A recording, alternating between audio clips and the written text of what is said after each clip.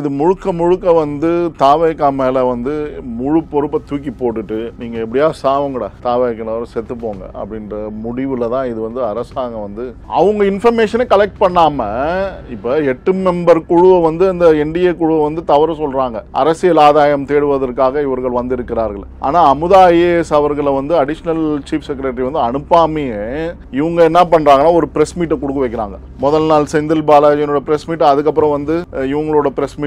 அந்த பிரஸ் மீட்ல என்ன ஆதாரங்களை அவங்க சமர்ப்பிக்கிறாங்க? இது வந்து முழுக்க அரசாங்கத்தின் மீதும் வந்து இதுக்கு இந்த சுமையை அவங்க மேலதான் போடணும். ஆனா இவங்க என்ன கேள்வி கேட்கிறாங்கன்னா தாவேகாவினர் தான் கேள்வி எழுப்புறாங்க. இல்ல இது ஸ்டேட் கவர்மெண்ட்டே கேள்வி இல்லை. ஜோஸ் தங்கையா எங்க போனாரு, டிஸ்ட்ரிக்ட் கலெக்டர் ஏன் ஆஜராகல, இதெல்லாம் வந்து அவங்க போனோம். ஆட்டோமேட்டிக்கா இதெல்லாம் வந்து சுவமோட்டோவா வந்து கால் ஃபார் பண்ணோம். திமுக சார்பாக தான் செயல்படுறாருன்றது ஏற்கனவே ஒரு கேஸ்ல வந்திருக்கு. டாஸ்மாக் கேஸ்ல 11 மணிக்கு வந்து இடி அப்பியர் ஆக போறாங்க. 2 பெஞ்ச் ஜட்ஜுகள் கொண்ட அந்த அமர்வு வந்து எஸ் ரமேஷா, அப்புறம் வந்து இவர் இதே செந்தில்குமார் அமர்வு வந்து என்ன பண்றாங்கன்னா, நாங்க வந்து இந்த கேஸ்ல இருந்து வாபஸ் வாங்கி லாஸ்ட் 11 மணிக்கு அப்பியர் ஆகுறாங்க. இடி 5 நிமிஷத்துக்கு முன்னாடி நாங்கள் இதுலேருந்து நாங்கள் வேறு அமர்வுக்கு கொண்டு போயிடுங்க, நாங்கள் இதில் வந்து இன்வால்வ் ஆக விரும்பல, எங்களுக்கு இதில் இதுவும் இல்லை, உடன்படிக்கை இல்லை இந்த கேஸில் அப்படின்ற மாதிரி விலகிடலாம். அதே செந்தில்குமார் தான் இந்த ஜட்ஜு. இங்கேயும் வந்து பார் கவுன்சில் இன்வால்வ் தான் ஆகணும். ஏன் நீங்கள் ஒரு தடவை பட்சமாக இந்த மாதிரிலாம் செயல்பட்டீங்கன்னா மற்ற நீதியரசர்களுக்கு மேலே இருக்கிற இதுவும் வந்து சரி, ஜுடிஷியரி மீதே வந்து மக்களுக்கு நம்பிக்கை இல்லாமல் போயிடும் அப்படின்றத நம்ம பார்க்கணும். இது வந்து இப்படி தான் போய்கிட்டு இருக்கு. இவங்க போகிற போக்கு பார்த்தா அப்படி தான் ஸ்டைல் ஆஃப் ஃபங்க்ஷனிங் அப்படின்றது. நீங்கள் போய் ஒரு ஸ்டைல் ஆஃப் ஃபங்க்ஷனிங் ஆஃப் ஒரு பொலிட்டிக்கல் பார்ட்டி, என்ன தலைவர் அவர், இந்த மாதிரி கேள்வியெல்லாம் கேட்கறதுக்கு இது இல்லை. அவர் ஏன் வருத்தம் தெரிவிக்கல, இந்த மாதிரியான கேள்விகள்லாம் எழுப்பவே முடியாது. பொதுமக்கள் எல்லா இடத்துலையும் எழுப்பியிருக்காங்க. 25% வந்து பொறுப்பு வந்து தாவேகாவினர் ஏற்றுதான் ஆகணும். 75% வந்து அரசாங்கத்தினுடைய அதிகாரிகள் வந்து அந்த இன்சார்ஜில் இருந்தவங்க பொறுப்பு, அவங்க தான் பொறுப்பு. இது ஏன்னா அவங்க தான் ரெஸ்ட்ரிக்ட் பண்ணோம். க்ரௌடு வந்து வரும்போது ஒன்று ரெஸ்ட்ரிக்ட் பண்ணோம். அப்போ இங்கே வந்து நீங்கள் வந்து 10,000க்கு 20 பேருக்கு ஒரு போலீஸ் அப்படின்னு கணக்கு போட்டு 500 பேருன்னு சொன்னீங்கன்னா 500 பேர் இல்லைன்னா மக்கள் சொல்றாங்க. அங்கே அந்த மாதிரி கேள்விகள்லாம் எழுப்பவே இல்லையா? டிஜிபியினுடைய ஸ்டேட்மெண்ட்டே கான்ட்ராடிக்டரியா இருக்கு. 500 பேருன்னு நீங்க சொல்றது வந்து போலீஸே வந்து 500 பேருக்கு மேல நிக்க முடியாது அங்க அப்படின்றத டிஜிபி அன்னைக்கு நைட்ல நடந்த பிரஸ் மீட்ல சொல்றாரு. வெங்கட்ராமன் பொறுப்பு டிஜிபி.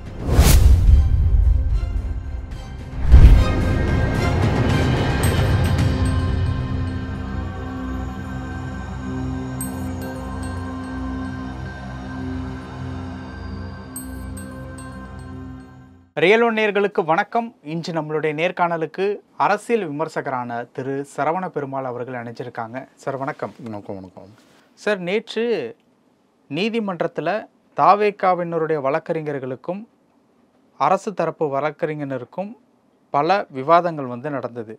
அது குறித்து சில முடிவுகளை நீதிபதி வந்து பேசியிருந்தார்.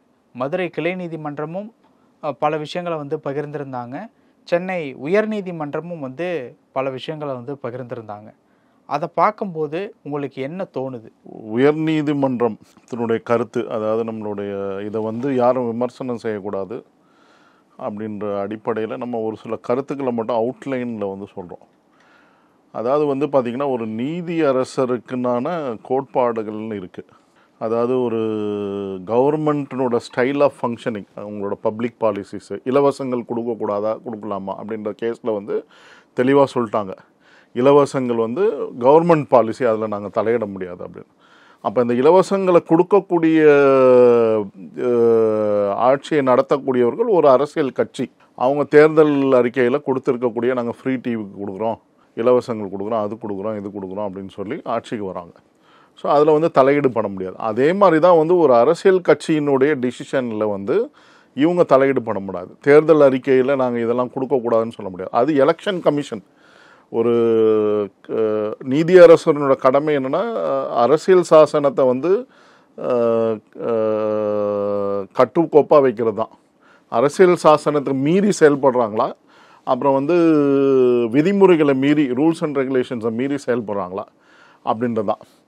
இப்போ வந்து பார்த்திங்கன்னா, இதுக்கு ஒரு உதாரணம் சொல்லலாம். இப்போ நம்ம விஸ்வரூபம் படம் வரும்போது வந்து பார்த்திங்கன்னா ஜெயலலிதா அம்மையார் ஆச்சு. அப்போ வந்து சடனாக வந்து பார்த்திங்கன்னா 1:30 மணிக்கு மேலே கிட்டத்தட்ட ஒரு 2:30 3 மணிக்கு வந்து பெரிய கூட்டம், ஒரு 5000க்கு மேற்பட்டவர் வந்து அன்லாஃபுல் அசம்பிளி எங்கள் நம்ம அமெரிக்கன் கவுன்சிலர் முன்னாடி சடனாக வித்தவுட் எனி இன்ஃபர்மேஷன் வந்து அது நீங்கள் ஏற்கனவே நம்ம பேசியிருக்கோம். இது வந்து விவகாரத்தை அதான் சொல்கிறேன். இது ஏன் அப்படின்னு கேட்டிங்கன்னா, அது வந்து unlawful assembly without permission, without இது வந்து இந்த தாவேகாவனவர்கள் மனு அளிச்சிருக்காங்க, அவங்கள பலமுறை அலைக்கழிச்சிருக்கிறாங்க. என்ன மாதிரியான அழைப்புனா, பொல்யூஷன் கண்ட்ரோல் போர்டு சர்டிஃபிகேட் கொண்டு வாங்க. ரோட்டில் நின்று ஒரு 3 நிமிஷம் பேசுறது இவங்க தான் ரெஸ்ட்ரிக்ஷன் போகிறாங்க, 3 நிமிஷம் தான் 5 நிமிஷம் தான் பேசணும் அப்படின்றாங்க. பேசணும்னு சொல்லும் போது அந்த இடத்துல வந்து பொல்யூஷன் கண்ட்ரோல் போர்டு சர்டிஃபிகேட் எதுக்கு தேவை? தீயணைப்பு துறையினுடைய சர்டிஃபிகேட் தேவை, லோக்கல் ரெவன்யூ ஆஃபீஸு இவங்ககிட்டலாம் வந்து கிளியரன்ஸ் வாங்கிட்டு வரணும், சைன் வாங்கிட்டு வரணும். ஓகே, அதெல்லாம் கூட ஓகே. தாசில்தார் இவங்கெல்லாம் கூட ஓகே. எலக்ட்ரிசிட்டி போர்டு, தீயணைப்புத்துறை, இவங்க போலீஸு, டிராஃபிக் போலீஸு இவங்களோட ஒப்புதல் இல்லாமல் இது வந்து ஒரு கூட்டத்தை நடத்த முடியாது. என்னதான் லா அண்ட் ஆர்டர் போலீஸ் ஒப்புதல் கொடுத்தாலுமே வந்து டிராஃபிக் போலீஸ் அப்ஜெக்ஷன் தெரிவித்தாங்கன்னா அங்கே நடத்த முடியாது. இப்போ ஒரு ஸ்ட்ரிக்டான ஆஃபீஸர் அது நான் கொடுக்க மாட்டேயா பர்மிஷன், போயா பார்த்துக்க, லா அண்ட் ஆர்டரில் நீ முட்டி மோதிடுவான், நான் கொடுக்க மாட்டேன் அப்படின்னா அது கோர்ட்டில் போச்சுன்னா அது அப்படியே இதுவாகிடும். என்ன ரீசனுக்காக வந்து டிராஃபிக் டிசி வந்து அதை சொல்கிறாரு, இல்லை டிராஃபிக்கினோட இன்சார்ஜ் ஹெட் அந்த டிஸ்ட்ரிக்டினோட இன்சார்ஜ் சொல்கிறாருன்றத பொறுத்து. ஸோ இந்த மாதிரியான விஷயங்கள்லாம் பார்க்கும்போது அவங்க வந்து விதிமுறைகளுக்கு உட்பட்டு தான் வந்து ஸ்டாச்சுட்டரி ரெகுலேஷன்ஸ், அப்புறம் வந்து கான்ஸ்டியூஷனுக்கு உட்பட்டு தான். அதாவது கான்ஸ்டியூஷனில் 19 1A 19(2)லாம் இருக்குது. அது வந்து இதை கண்ட்ரோல் பண்ணும். அதாவது freedom of assembly, freedom of speech, banner அடிக்கலாம், போஸ்டர் ஒட்டிக்கலாம், எது வேணால் பண்ணிக்கலாம். நீங்கள் வந்து எக்ஸ்ப்ரெஸ் பண்ணிக்கலாம் உங்களோட பப்ளிக் வியூவை. ஒரு அரசியல் கட்சியாவோ ஒரு பொது அசோசியேஷனாவோ எது வேணால் பண்ணிக்கலாம் நீங்கள். பட் ஆனால் அதில் வந்து அதுலேயும் சர்டன் ரெஸ்ட்ரிக்ஷன்ஸ் இருக்குது. எப்போன்னா வந்து அந்த ஸ்டேட் ஆஃப் ஆர்டருக்கு வந்து ஊர் விளைவிக்கக்கூடிய முறையில் செயல்பட்டிங்கன்னா 91A 19(2) அப்படின்றதெல்லாம் அப்ளிகலாம், ரெஸ்ட்ரிக்ஷன் பண்ணலாம். ஸோ இந்த இடத்துல வந்து பார்த்திங்கன்னா இது வந்து ஒரு வகையில் இந்த பாயிண்ட்டை பார்க்கும்போது 91A 19(2)ல் வந்து பார்த்திங்கன்னா அப்போ வந்து மாநில அரசாங்கத்துக்கு ஒரு இன்ஃபர்மேஷன் வரும்.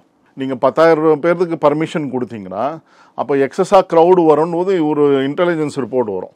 ஏன்னா இது மற்ற மாவட்டங்கள்லாம் சுற்றி இருக்கிற மாவட்டங்களில் 4-5 மாவட்டங்கள்னு வந்திருக்காங்க. அப்போது வந்து அதை கண்ட்ரோல் பண்ணுறது, ரெஸ்ட்ரிக்ட் பண்ணுறது 19(1A) 19(2)ல் வந்து வரும் கான்ஸ்டியூஷன் பிரகாரம்.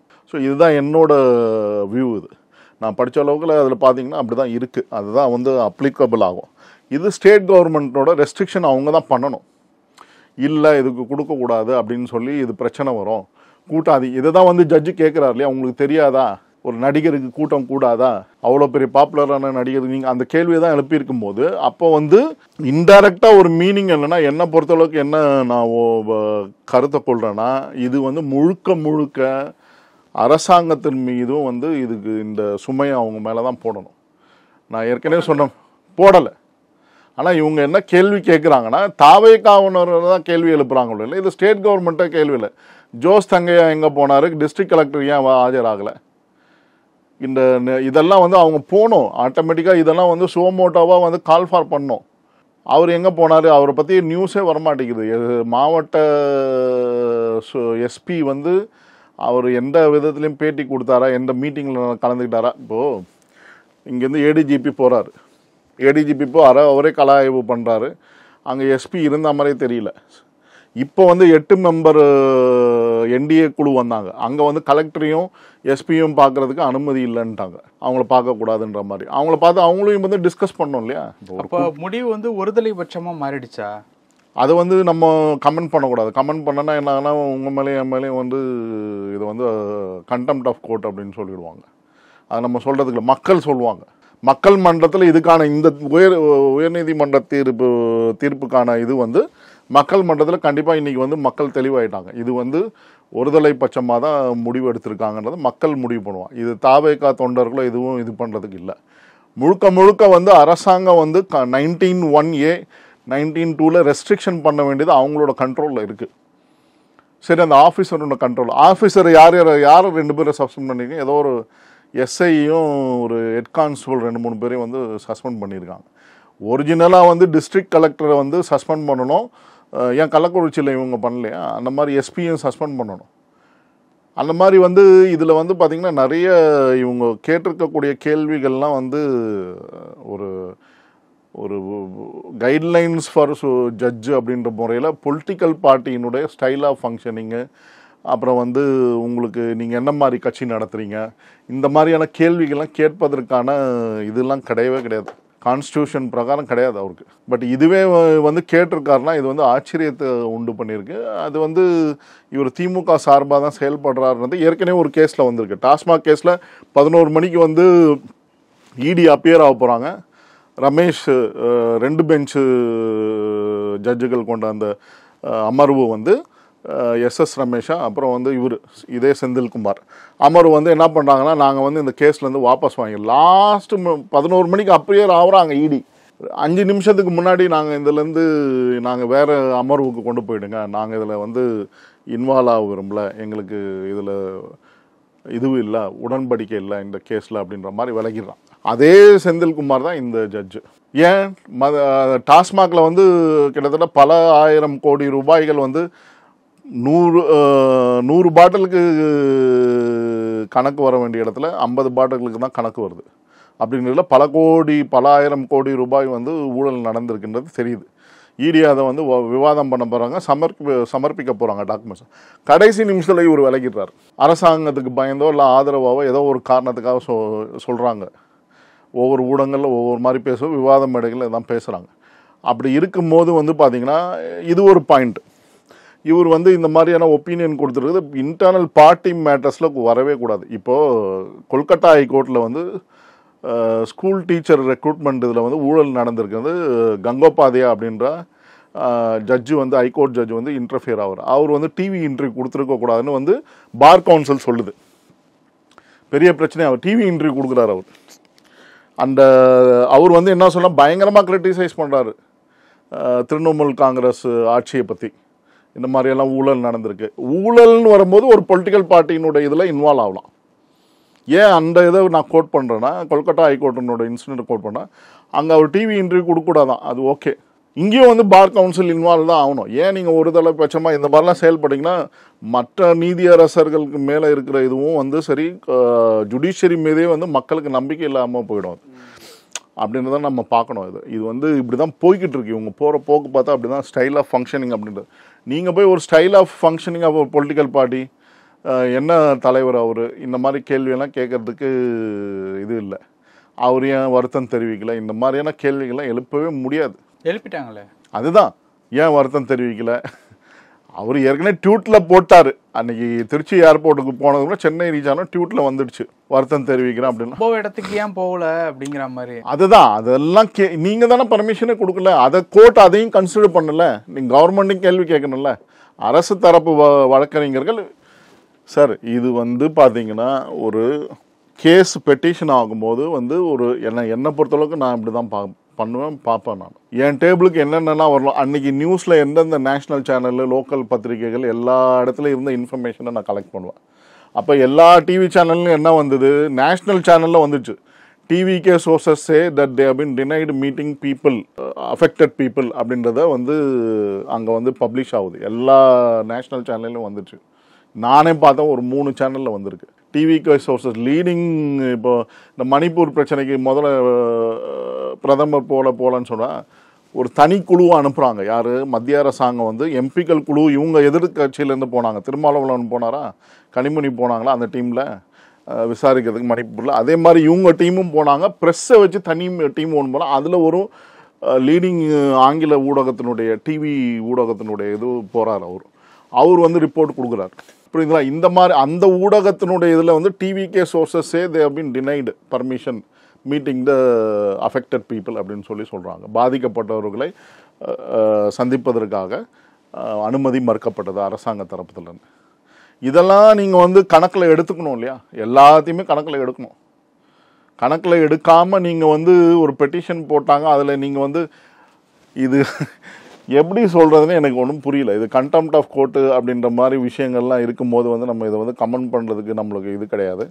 பட் ஆனால் இன்றைக்கி மக்கள் என்ன பேசிக்கிட்டு இருக்காங்கன்னா, ஏதோ டீ கடை பெஞ்சில் உட்காந்து பேசுகிற கேள்வியெல்லாம் நீதியரசரை எழுப்புறாரோ அப்படின்ற மக்கள் வந்து உட்காந்து பேசிகிட்டு இருக்காங்க டீ கடை பெஞ்சில். பார்க்கில் உட்காந்து நியூஸ் பேப்பரை படிச்சுட்டு நம்ம பேசுவோம் பாருங்கள். அந்த மாதிரி வந்து கேள்விகள்லாம் எழுப்புனா இப்போ பொதுமக்கள் எல்லா இடத்துலையும் எழுப்பியிருக்காங்க. தாவேகா மீது நம்மளே வந்து சொல்லியிருக்கோம் நம்மளோட இன்டர்வியூவில் 25% வந்து பொறுப்பு வந்து தாவேகாவினர் ஏற்று தான் ஆகணும். 75% வந்து அரசாங்கத்தினுடைய அதிகாரிகள் வந்து அந்த இன்சார்ஜில் இருந்தவங்க பொறுப்பு, அவங்க தான் பொறுப்பு இதுக்கு. ஏன்னா அவங்க தான் ரெஸ்ட்ரிக்ட் பண்ணோம். க்ரௌடு வந்து வரும்போது ஒன்று ரெஸ்ட்ரிக்ட் பண்ணோம் சார். ரொம்ப சின்ன உதாரணம், இந்த பேசிக்கான கேள்வியை கூட வந்து கோர்ட்டு எழுப்பலைன்னா என்ன அர்த்தம் சார்? அது பேரிகேடு போட்டாங்களா? எல்லாருமே பார்த்தோம். நீங்கள் யாரை வேணால் கேட்டுவாங்க அந்த வீடியோவை பார்த்தவங்கலாம். என்னன்னா பேரிகேடே போடல சார், ரோப்பு கட்டல. இப்போ ஒரு முதலமைச்சரோ துணை முதலமைச்சரோ போனோன்னா எத்தனை போலீஸ் ஃபோர்ஸ் போடுறாங்க, எத்தனை ரோப்பை கட்டுறாங்க, எத்தனை பேரிகேட் போடுறாங்க, அவர் வாகனங்களை சுற்றி எத்தனை பேர் எப்படி ஜம்ப் அடிச்சுக்கிட்டு வந்து எல்லாம் தடுக்கிறாங்க இல்லையா? ஏதாவது ஒரு மாலையோ ஒரு புக்கோ கொடுக்க வந்தால் கூட அது வந்து தடுக்கிறாங்க. எவ்வளோ போலீஸ் நிற்கிது ஒவ்வொரு இடத்துலையும், ஒவ்வொரு அந்த பாதையெல்லாம். கிட்டத்தட்ட குறைஞ்சது எப்படியும் ஒரு 5000 போலீஸ் நிற்கிறாங்க அந்த இடத்துல. முதலமைச்சரோ துணை முதலமைச்சரோ பயணம் முறை. இப்போ ராமநாதபுரம் போயிருப்பார், அந்த இடத்துல எவ்வளோ பேர் போலீஸ் இருந்தாங்கன்னு கணக்கு பார்த்துருவோமா? குறைஞ்சது எப்படியும் 2500 பேர் போலீஸ் இல்லாமல் இருக்கும். இங்கே வந்து என்ன சொல்கிறீங்க நீங்கள் வந்து அதுக்கு எவ்வளோ க்ரௌடு வந்தாங்க அப்படின்னு கணக்கு பாருங்கள் இந்த ராமநாதபுரம் மீட்டிங்க்கு.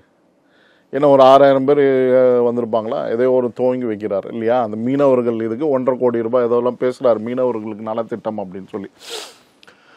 அங்கே வந்து ஒரு 6000, சரி 10,000 பேரை வச்சுக்கோமே, 2500 போலீஸ், 3000 போலீஸ். மற்ற இடங்கள்ல இருக்க போலீஸ் எல்லாம் கூப்பிட்டு வரீங்க நீங்கள். அது இல்லாமல் ஹோம் கார்டு எந்த கணக்கில் சேர்க்குறது? அந்த இடத்துல அவங்களெல்லாம் கணக்கு செய்தீங்கன்னா எப்படியும் 3000-3000க்கு மேலே போலீஸ் அங்கே வந்து அசம்பிள் ஆகுறாங்க ராமநாதபுரத்தில் நடந்த மீட்டிங்கில். அப்போ இங்கே வந்து நீங்கள் வந்து 10,000க்கு 20 பேருக்கு ஒரு போலீஸ் அப்படின்னு கணக்கு போட்டு 500 பேருன்னு சொன்னீங்கன்னா 500 பேர் இல்லைன்னா மக்கள் சொல்கிறாங்க. அங்கே அந்த மாதிரி கேள்விகள்லாம் எழுப்பவே இல்லையா? டிஜிபியினுடைய ஸ்டேட்மெண்ட்டே கான்ட்ராடிக்டரியாக இருக்குது. 500 பேருன்னு நீங்கள் சொல்கிறது வந்து போலீஸே வந்து 500 பேருக்கு மேலே நிற்க முடியாது அங்கே அப்படின்றத டிஜிபி அன்னைக்கு நைட்டில் நடந்த ப்ரெஸ் மீட்டில் சொல்கிறாரு வெங்கட்ராமன், பொறுப்பு டிஜிபி. அப்போ அதெல்லாம் கோர்ட்டுக்கு வந்து கன்சிடரேஷனில் எடுக்கணும்ல. ஏன் இதை திருப்பி நான் சொல்கிறேன்னா, ஒரு சில கேஸ்களில், க்ரைம் கேஸில் வந்து ஊடகத்தினுடைய ரிப்போர்ட்டர்ஸனுடைய அந்த இன்வெஸ்டிகேஷனை கோர்ட் எடுத்து தீர்ப்பே கொடுத்துருக்கு. எப்படி கோர்ட் எடுத்து தீர்ப்புனா, அந்த பத்திரிகையை படிச்சுட்டு அந்த ஜட்ஜை என்ன பண்ணுவார்னா, அந்த ரிப்போர்ட்டரை வந்து கூண்டில் எது நீங்கள் என்ன பார்த்தீங்க, என்ன இது நடந்தது அதெல்லாம் விசாரிப்பாங்க. விசாரித்து அதுக்கு தீர்ப்பே கொடுத்துருக்காங்க. இங்கே அந்த மாதிரி ஏதாவது நடக்கவே இல்லையே, நடக்கவே மாட்டேங்குது. இப்போ என்னதான் பிரச்சனை? இதில் வந்து பிரச்சனை என்னென்னா, இது முழுக்க வந்து தாவேகா மேலே வந்து முழு பொறுப்பை தூக்கி போட்டுட்டு நீங்கள் எப்படியா சாவுங்கடா, தாவேகானவர் செத்து போங்க அப்படின்ற முடிவில் தான் இது வந்து அரசாங்கம் வந்து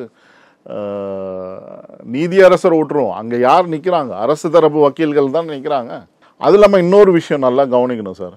இப்போ இந்த இவர் ஸ்டாலின் ஐயா அவர்கள் வந்து இன்னைக்கு சொல்லியிருக்காரு என்னன்னா, இந்த நிகழ்வானது சோகமானது இதெல்லாம் சொல்லிட்டு கடைசியில் என்ன சொல்லார்னா, இனி இந்த மாதிரியான ஒரு இன்சிடென்ட் வந்து நடக்காத அளவுக்கு வரையறைகளை வந்து கட்டுப்பாடுகளை நம்ம வந்து வரையறுக்கணும், தமிழ்நாட்டிலையும் வரையறுக்கணும், தேசிய அளவில் அனைவரும் ஒருங்கிணைவோம், ஒன்றுபடுவோன்றார்.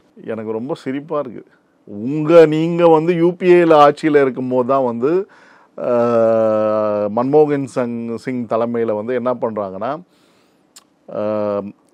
இது நேஷ்னல் டிசாஸ்டர் மேனேஜ்மெண்ட் ஆக்ட்னு ஒன்று கொண்டாடுறாங்க 2005. அதில் வந்து க்ரௌட் கண்ட்ரோல் அண்ட் சேஃப்டின்னு ஒரு இது இருக்குது. ஆல்ரெடி கான்ஸ்டியூஷனில் ஒரு ஏரியாவில் வந்து பார்த்திங்கன்னா இதுக்கான சேஃப்டி, மக்கள் பப்ளிக்ஸ் மீட்டிங்கில் கேதர் ஆகும்போது அவங்களோட சேஃப்டியை பார்க்கணும், தலைவர்களோட சேஃப்டியை பார்க்கணும், அது மக்கள் அசம்பிள் அவங்களோட சேஃப்டியை பார்க்கணும். அது எந்த கேதரிங், ரிலீஜியஸ், பொலிட்டிக்கல் எதுவாக இருந்தாலும் சரி. சாதாரண ஒரு அன்லாஃபுல் அசம்பிளியே கூடாது. இப்போ 144 போட்டாங்கன்னா என்ன பண்ணுறாங்க?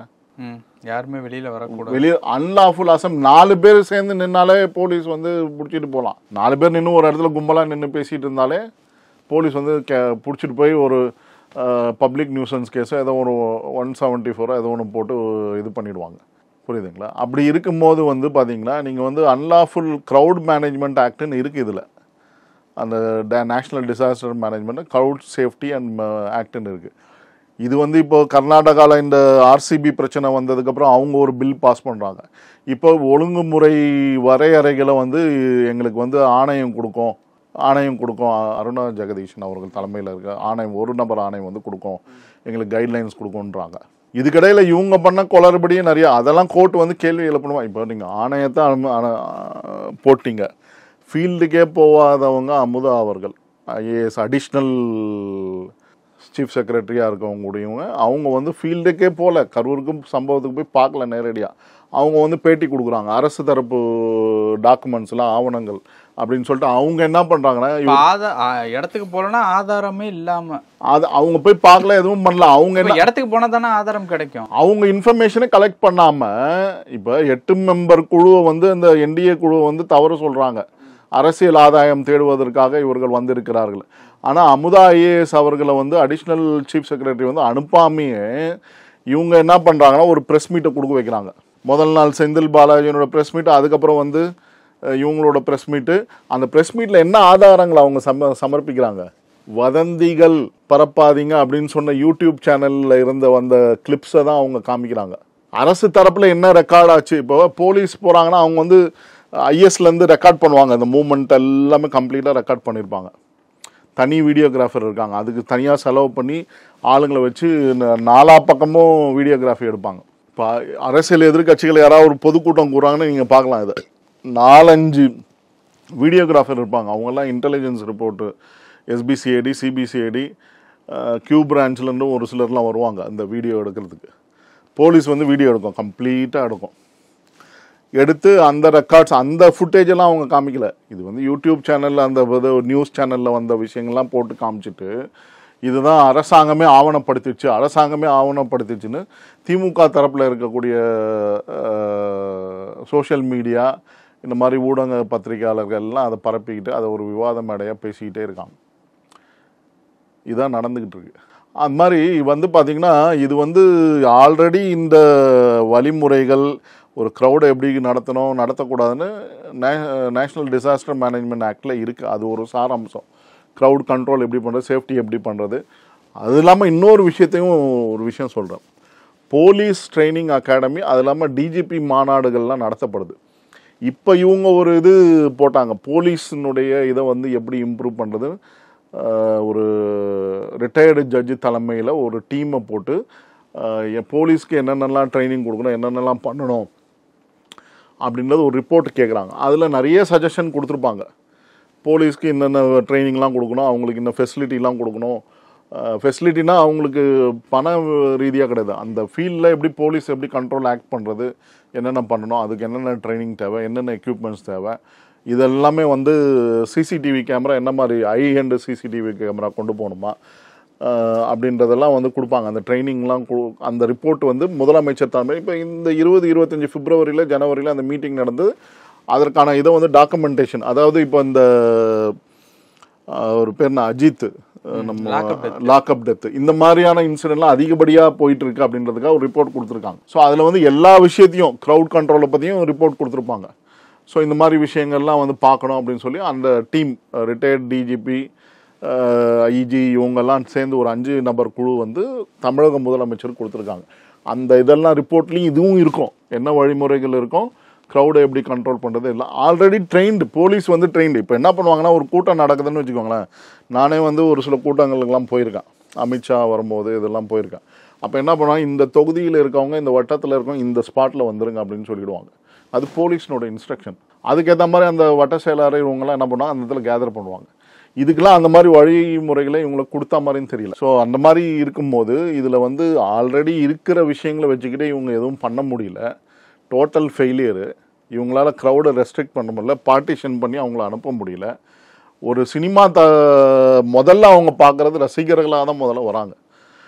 இனிமே தான் வந்து கொஞ்சம் கொஞ்சமாக அவங்க அரசியல் தலைவரை அக்செப்ட் பண்ண போகிறாங்க, அக்செப்ட் பண்ணிக்கிட்டு வராங்க ஒரு சிலர். ஸோ அப்படி இருக்கும் பட்சத்தில் ரசிகர்களாக வரவங்களும் அவங்க ஃபேஸை பார்த்துட்டாங்கன்னா அங்கே வந்து நகர்ந்துட போகிறாங்க. அதே ஆர்கியூமெண்ட்டு தான் எதிர்த்தரப்புலையும் வந்து பல ஊடகங்களில் வலைதளங்களில் வந்து வந்துக்கிட்டு இருக்கு, ஆர்கியூமெண்ட்டை தான் வைக்கிறாங்க. ஆனால் வந்து அந்த ஆர்கியூமெண்ட்டில் வந்து போலீஸே அதை வந்து அந்த பாயிண்ட் எடுத்துக்கிட்டு அவங்க ஏன் கிளியர் பண்ணல க்ரௌடை அப்படின்றத பார்க்குறோம். ஏன்னா விஜய் வந்து பார்த்தீங்கன்னா இங்கேருந்து நாமக்கல்லேருந்து உள்ள நுழையும் போது 50-60 போலீஸ்களோட தான் அந்த புடைசூழல தான் வந்திருக்காங்க. அங்கேருந்து ஒரு 1000 பேரோ 500 பேரோ வந்து அந்த தொண்டர்கள் கூடவே வந்திருக்காங்க. உடனே இன்னொரு இடத்துல சொல்றாங்க 5000 பேர் வந்தாங்க, அங்கேருந்து மட்டும் கூடவே வந்தாங்க. பாசிபிளே கிடையாது 5000. ஸோ இதெல்லாம் பார்க்கும்போது வந்து பார்த்தீங்கன்னா என்ன, இதெல்லாம் வந்து திசை திருப்பும் அரசியலுக்காக செய்கிறாங்களோ அப்படின்னு கோர்ட்ல இருந்து வந்துடுச்சுன்னா இதெல்லாம் ஓட்டு இதுவாகாது, பாதிக்காது அப்படின்ற ரீதியில் கொண்டு போகிறாங்க. நாங்கள் என்னமோ துரிதமாக செயல்பட்டு எல்லா விதத்துலையும் நாங்கள் நடவடிக்கை சொல்கிற விஷயம் அப்படி தான் இருக்குது. நாங்கள் தேசிய அளவில் ஒருங்கிணைவோன்றாரு முதலமைச்சர் அவர்கள். ஒருங்கிணைங்க வேணான்னு சொல்ல, ஆல்ரெடி இருக்கிற விஷயங்கள்ல வந்து இருக்கிற கிளவுட் மேனேஜ்மெண்ட், சேஃப்டி, இந்த விஷயங்கள்லாம் ஏன் கையாளலை? பேரக்கேடே இல்லை, ரோப்பு போட்டு மக்களை வந்து கட்டுப்படுத்தலை. ஆனால் நீங்கள் என்ன சொல்கிறீங்க, தாவேக்காவினர் கேட்ட இடத்துல தான் நாங்கள் கொடுத்தோம், அவங்க தான் இடத்த கேட்டாங்க, அவங்க தான் இடத்த கேட்டாங்க, கோர்ட்லேயே அதே தான் சொல்கிறாங்க. எனக்கு என்னென்ன புரியல. இது வந்து மக்கள் மன்றத்தில் உறுதியாக இதற்கான தீர்ப்பு வந்தோம், நீதிமன்றத்தில் எப்படி வேணால் போட்டோம், அவங்க என்ன வேணால் பண்ணிட்டோம். ஆனால் வந்து மக்கள் மன்றத்தில் தெளிவான தீர்ப்பு வரதான் போகுது.